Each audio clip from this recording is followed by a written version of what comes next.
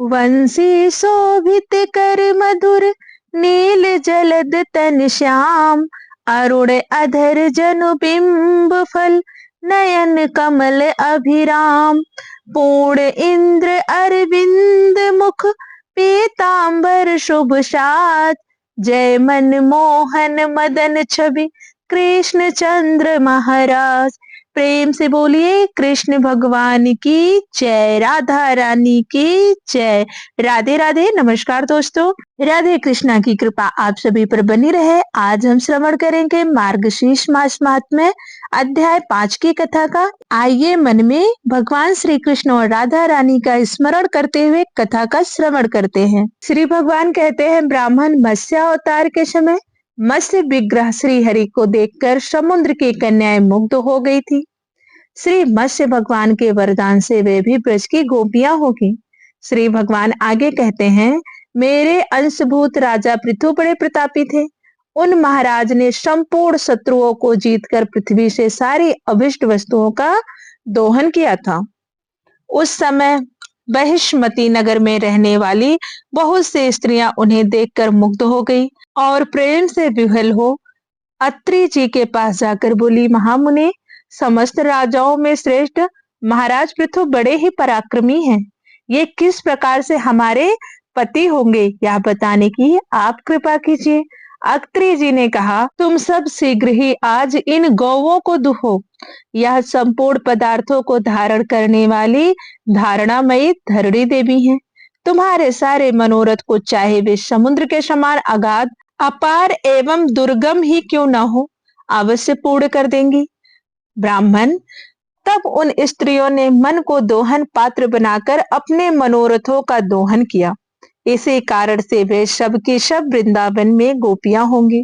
बहुत ही श्रेष्ठ अप्सराएं, जिनका रूप अत्यंत मनोहर था और जो कामदेव की सेनाएं थी, भगवान नारायण ऋषि को मोहित करने के लिए गंधमादन पर्वत पर गई, परंतु उन्हें देखकर वे भी अपनी शुद्ध बुद्ध को खो बैठी। उनके मन में भगवान को पति बनाने की इच्छा उत्पन्न हो गई।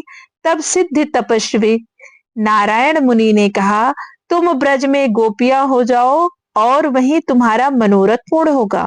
ब्राह्मण, सुतल देव की स्त्रियां भगवान वामन को देखकर उन्हें पाने के लिए उत्कष्ट इच्छा प्रकट करने लगी। फिर तो उन्होंने तपस्या आरंभ कर दी। जिन नागराज कन्याओं ने शेषा अवतार भगवान को देखकर उन्हें पति बनाने की इच्छा से उनकी सेवा समा आराधना की है, वे सब बलदेव जी के साथ रास विहार करने के लिए ब्रज में उत्पन्न होंगी। कश्यप जी वासुदेव होंगे, परम पूजनीय अदिति देवकी के रूप में अवतार लेंगी। प्राण नामक वसुसूरसेन और ध्रुव नामक उद्धव के रूप में प्रकंच होंगे। दयापरायण दक्ष प्रजापति अक्रूर के रूप में अवतार लेंगे। कुबेर हृदयक नाम से और जल के स्वामी वरुण कृतवर्मा नाम से प्रसिद्ध होंगे। पुरातन राजा प्राचीन व्रही गद एवं मारुत देवता उग्रसेन बनेंगे। उन उग्रसेन को मैं विधानता राजा बनाऊंगा और उनकी भली भांति रक्षा करूंगा। भक्त राजा अम्बरीश, युयुधान और भक्त प्रवर प्रहलाद सत्याकी के नाम से प्रकट होंगे। क्षीर सागर संतनु होगा। वसुओं में श्रेष्ठ द्रोण साक्षात भीष्म पितामह के रूप में उत्पन्न होंगे। देवोदास सल के रूप में एवं भग नाम के सूर्य धृतराष्ट्र के रूप में अवतीर्ण होंगे। पूषा नाम से विख्यात देवता पांडु होंगे। सतपुरुषों में आदर पाने वाले धर्मराज ही राजा युधिष्ठिर के रूप में अवतार लेंगे। वायु देवता महान पराक्रमी भीमसेन के तट स्वयंभू मनु अनुज के वेश में प्रकट होंगे। शत्रुपा जी सुभद्रा होंगी और सूर्य नारायण कर्ण के रूप में अवतार लेंगे। अश्विनी कुमार नकुल एवं सहदेव होंगे। धाता महान बलशाली ब्रह्मीक नाम से विख्यात होंगे। अग्नि देवता महान प्रतापी द्रोणाचार्य के रूप में अवतार लेंगे। कली का अंश दुर्योधन होगा। चंद्रमा अभिमन्यु के रूप में अवतार लेंगे। पृथ्वी पर दौड़ पुत्र अश्वत्थामा साक्षात भगवान शंकर का रूप होगा। इस प्रकार तुम सब देवता मेरी आज्ञा के अनुसार अपने अंशों और स्त्रियों के साथ यदुवंशी, कुरुवंशी एवं अन्यायन वंशों के राजाओं के कुल में प्रकट होगे। पूर्ण समय में मेरे जितने अवतार हो चुके हैं, उनकी रानियां रमा का अंश रही हैं। वे भी मेरी रानियों में 16,000 की संख्या में प्रकट होंगी।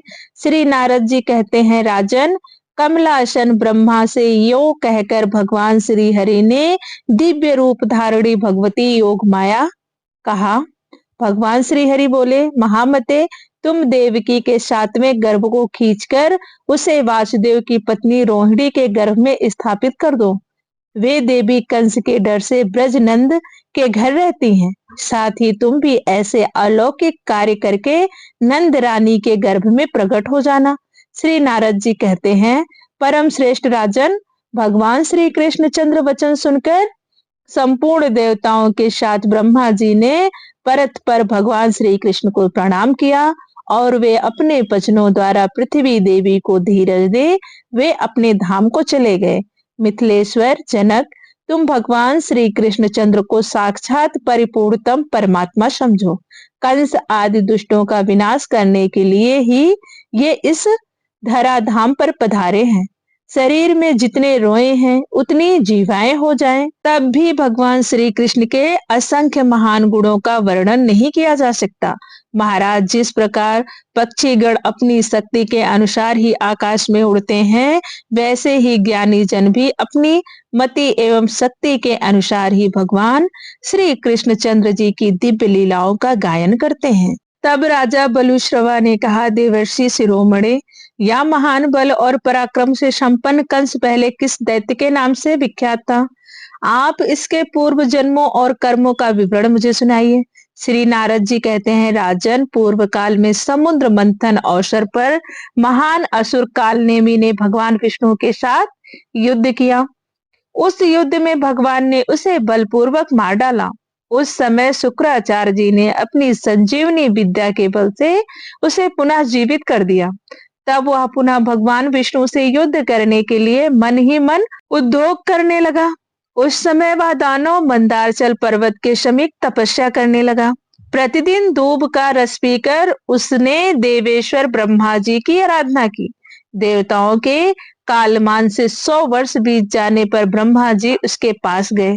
उस समय कालनेमी के शरीर में केवल हड्डियां रह गई थी और उस पर दीमके चढ़ गई थी।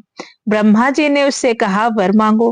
कालनेमी ने कहा, इस ब्रह्मांड में जो जो महाबली देवता स्थित हैं, उन सब के मूल भगवान विष्णु हैं। हे देव, उन संपूर्ण देवताओं के हाथ से भी मेरी मृत्यु न हो। ब्रह्मा जी ने कहा, दैत्य, तुमने जो यह उत्कृष्ट वर मांगा है वह तो अत्यंत दुर्लभ है, तथापि किसी दूसरे समय तुम्हें यह प्राप्त हो सकता है।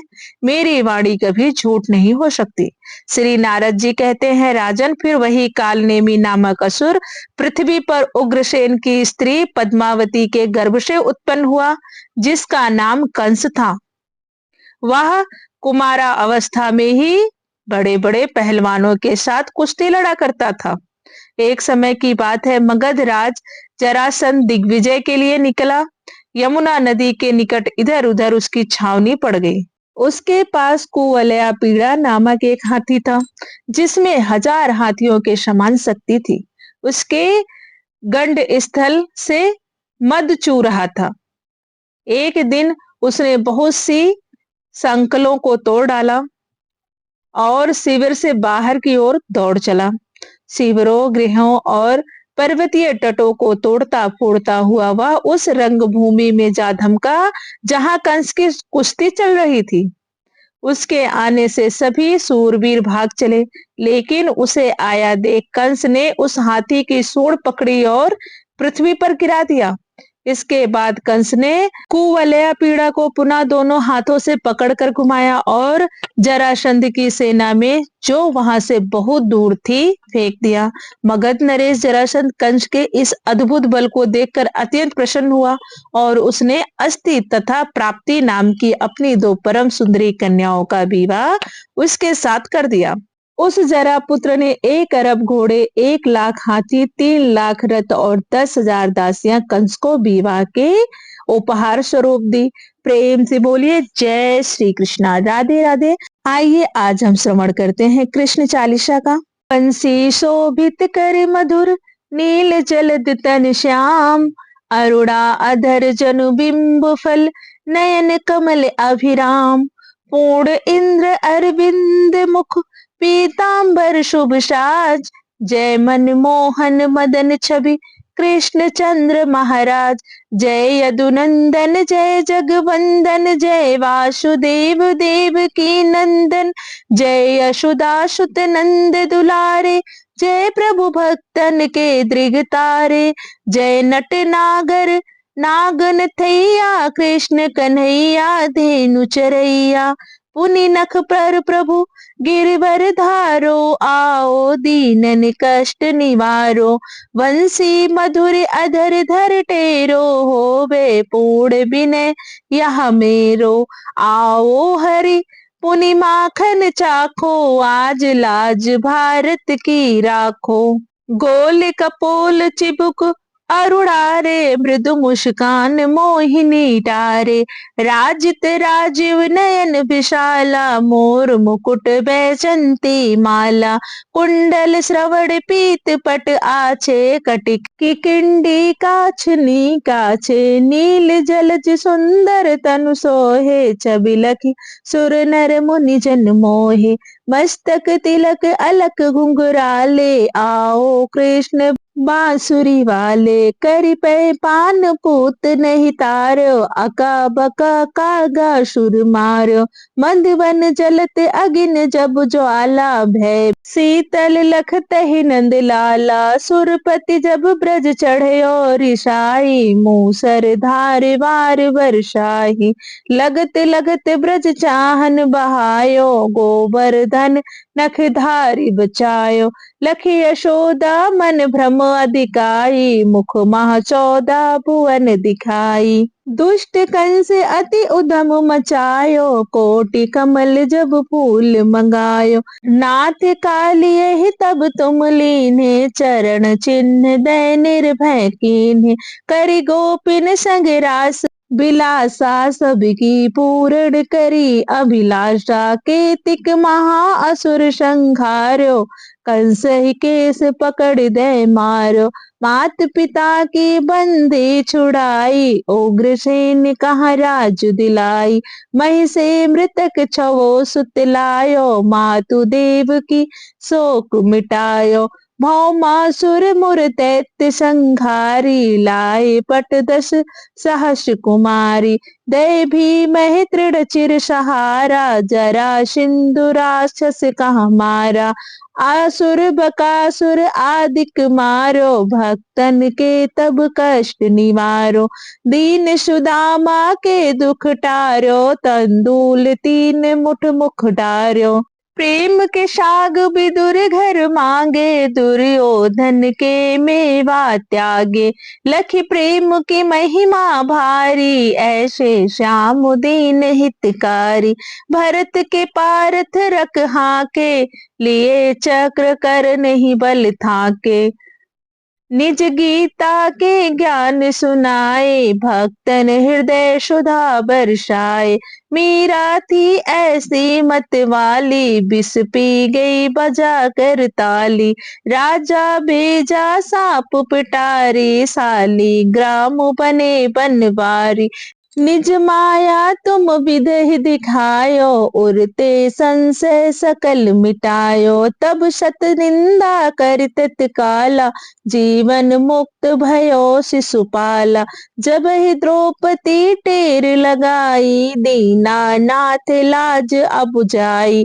तुरत ही बसन बने नंद लाला, बढ़े चीर भय अरि मुँह काला। अस अनाथ के नाथ कन्हैया, डूबत भावर बचावै नैया। सुंदर दास आसुर धारी, दया दृष्ट की जय बनवारी। नाथ सकल मम कुमत निवारो, क्षमहु बेग अपराध हमारो। खोलो पट अब दर्शन दीजिए, बोलो कृष्ण कन्हैया की जय।